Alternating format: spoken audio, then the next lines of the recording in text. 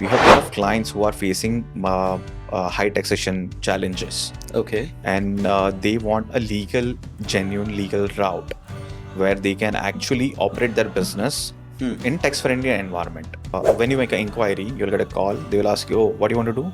"Oh, I want to sell something." And you will get an email with a quotation. You will get a WhatsApp message with the quotation. They will follow up with you. Most of the cases, they don't even try to understand your business. An investor visa can give you more benefit than an employment visa.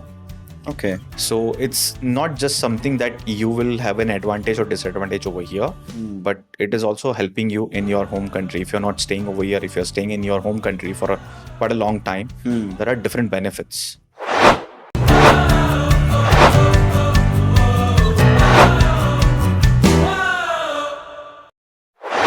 Under Sarsan Corporate Services, you also have cross-country taxation. Yeah. You mentioned that. So, Yeah.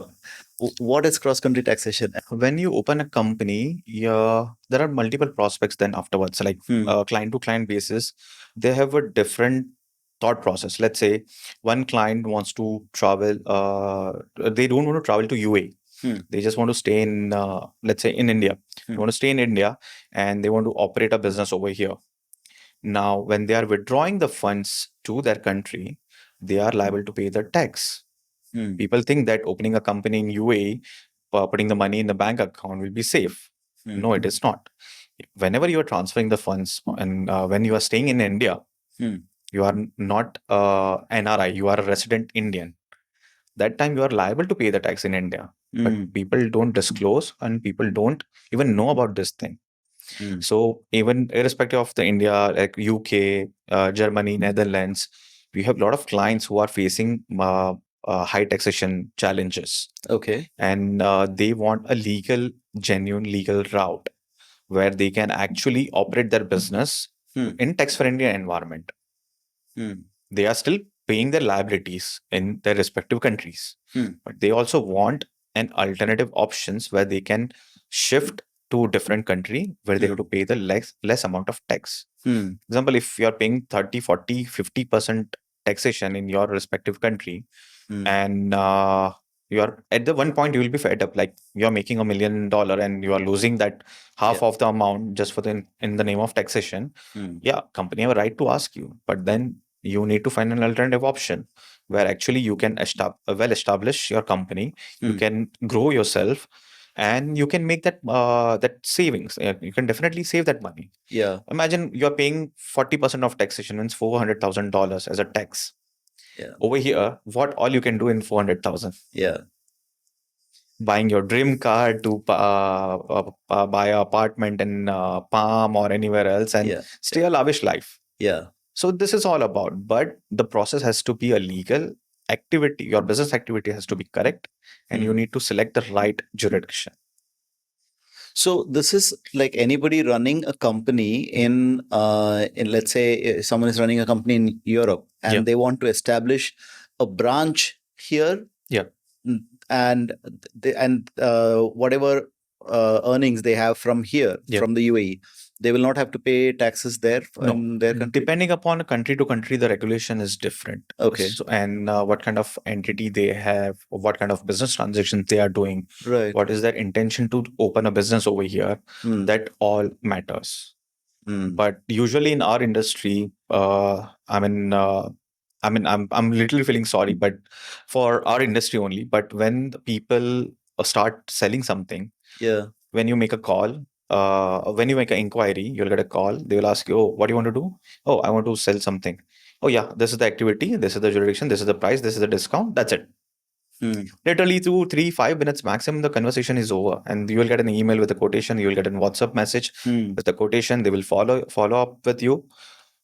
Most of the cases, they don't even try to understand your business. That what actually you are planning to do, what actually your requirement is, how we can figure it out together, and what are the best solution for you. Let's say, I'll give you a simple example. One fine day, we had an inquiry of some well-established company in India who are marble manufacturer. So they had a dealer over here. They are providing the goods to this person, and he used to operate an entire GCC. Now they want to increase their margin, so they want to establish themselves over here. And their query was simple, that I want to open a factory in UAE so they can manufacture it over here and they can sell it. I was like, So fine. they can get rid of the middleman that was. Or probably if you want to even keep it whatsoever, their plan was something separate. Yeah. I don't want to go into that Yeah. individual's requirement. But when they mention about this one, and this process takes around 3 to 4 months easily. Okay. We need to find the office. We need to check where they will get more benefits from which authority, where be the location, the machinery. They need to import it, raw materials, everything, training. A lot of things are there. And over here, it's not something that you can go somewhere else and hire 5 people and start operating it. It is, the entire process is set. You have to follow the regulations. You have to take all the approvals. Then only you can start operating it from your day one. And then your raw material will start coming in. Then you manufacture something and then you have to sell it. Yeah. So 3 4 months is easy. Yeah. Now, when I see that, okay, that person is already operating, my person came to me and he was like, this is the student, what are the alternatives? Like, I've asked him a couple of questions, like what is plan, what he is doing now, how he's operating now. So he was aware that I'm going to ask a couple of questions to him. He was already prepared. He already asked all the questions. And then I was like, then why they want to open a manufacturing unit first? Like, because they are manufacturer and they want to do the same thing. It's like, what is that requirement today? I was like, I didn't check properly then. Like, let's have a call. So we called the client again and I told him, like, what's your actual requirement for today? I was like, we want to manufacture and sell it. Like, manufacturing is going to take time. So you have time to hold that market and then you want to sell it? I was like, no, we want to keep selling it. I was like, okay. So that means he wants to sell it as well along with his manufacturing plans. Now, this can be a two separate entity where one will take 3 to 6 months or maybe long time, but they have an immediate solution where they can sell this product immediately. Now, this process will take 1 week to open a company. And then now, second week, probably after like 2 weeks, maybe maximum, they will have a bank account and they can start selling it and receiving the payment. Within 1 week, they can start selling it. Forget about the payment part. Payment will take time. Let's say credit period and everything is there. Yeah. But within 1 week, they can start selling officially under their invoicing. Then I spoke to the client. I gave them this advice. I was like, yeah, this can work.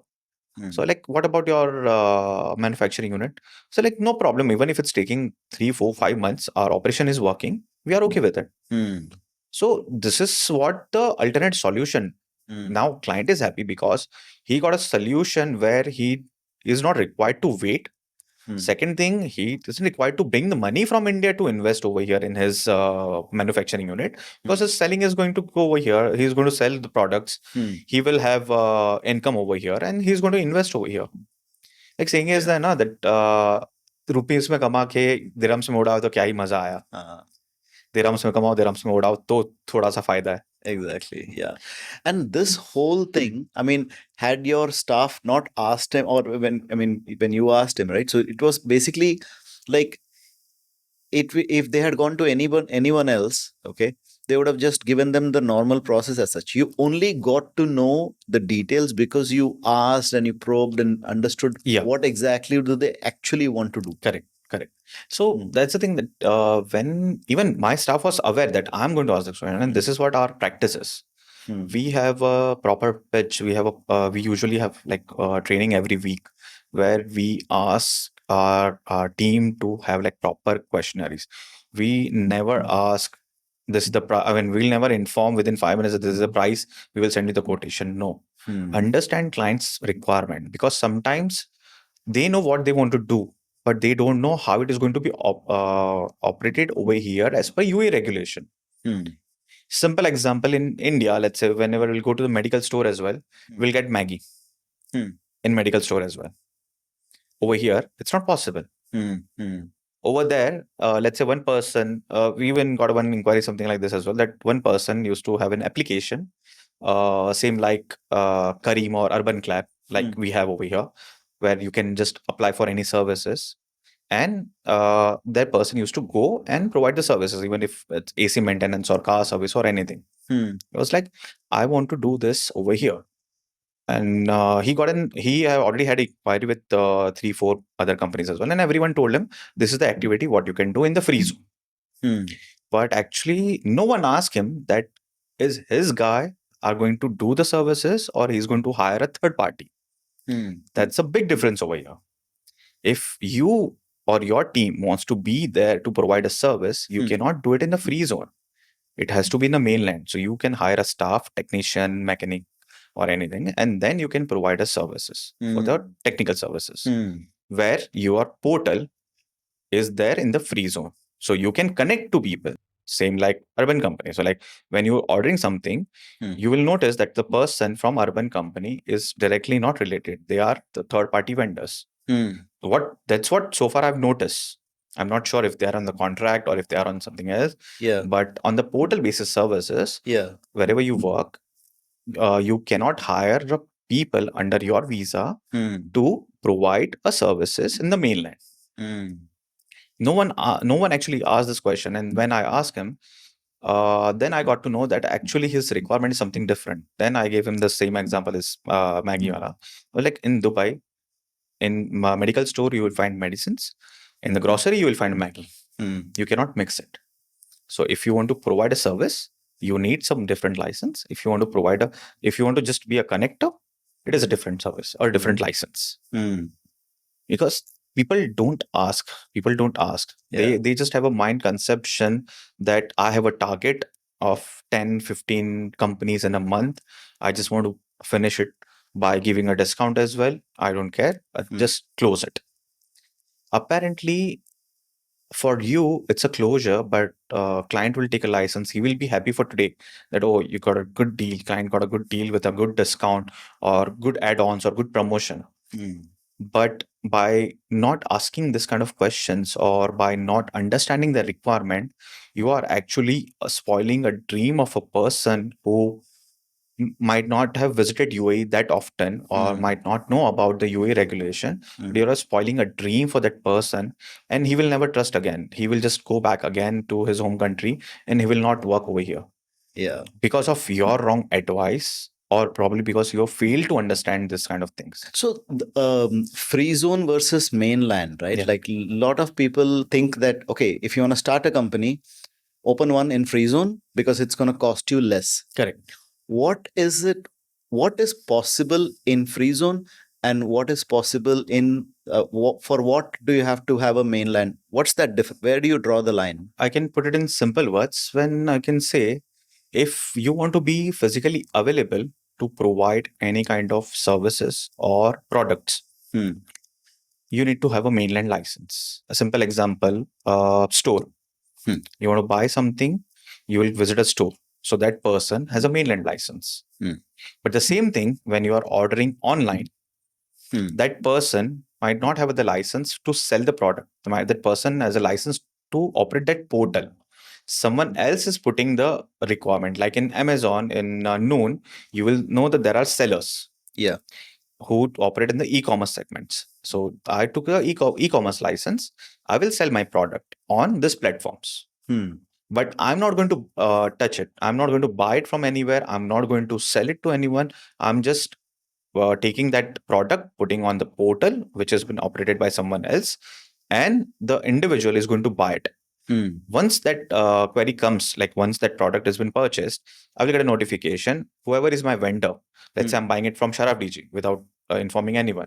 The rider to whom I've had a deal with, or the part of the package, that person from, let's say, Amazon or Noon, that person will go to Sharaf DG. He'll pick up the product and he'll deliver it to client. So what I did is I've just created my platform. You've connected the two. Correct. Okay. So I'm not doing anything physically. I'm not buying the product. I'm not delivering the product. So physical is the key there. Like if you're physically needed, mainland. If you're not physically needed, then free zone is possible. High level. I mean, of course, there are details, and that, people should obviously consult and do this. One more thing, there is the different kinds of visas, right? People come here on residence visa or investor visa. Tell us about that. Like, what's the difference, and what should one go for? So UAE has residence visa for the every outsiders or expats. This has basically two major type. When you can say one is an investor visa, one is an employment visa. To stay over here, either you are investing or you are opening your company and you will get an investor visa, and you are an employee, then you will get an employment visa. That's very obvious with the name. But the major factor, the main challenge or main difference comes when what kind of benefits you will get as an investor visa or an employment visa. The owner can be an employee as well in your own company. Instead of receiving the investor visa, he can opt for the general manager visa or an employment visa. You can with that you can apply for the loan, you can apply for the housing loan, car loan, credit cards, the benefits what you get. But in investor visa, there are some less benefits as compared to an employment, I would say. Oh, really? Because you have to provide the company's financials, like actually you are making money. Then the company or the bank is going to give you a loan or the credit card or anything. And as an employee, you are withdrawing the salary. And if your company is making a little bit amount of profit as well, and you're withdrawing the salary properly, and all the regulations have been followed, then it is much easy and beneficial. However, when you go back to your home country with the same visa status and you are not a resident in UAE, there are different benefits on the same visa status. An investor visa can give you more benefit than an employment visa. Okay. So it's not just something that you will have an advantage or disadvantage over here, but it is also helping you in your home country. If you're not staying over here, if you're staying in your home country for quite a long time, there are different benefits, tax benefits specifically, Taxation where you might or might not get charged for like heavy taxation, what you earn outside. Different visa status, different regulations, and different benefits. So that's what we do at Sarsan. We even make sure that they will understand the major difference and how and where they will get benefited from the tax system legally in right process. I want to ask you about the crypto trading and licensing, because that's something that's trendy, trending nowadays. So tell us about crypto. See, crypto as well, it's like a booming market, literally booming market. People are actually doing the transactions over crypto, and Dubai people are buying the property from the crypto. A regulated market, but still it's a booming market. It's a, can people say that it's a future of money? It's a future of our future is there.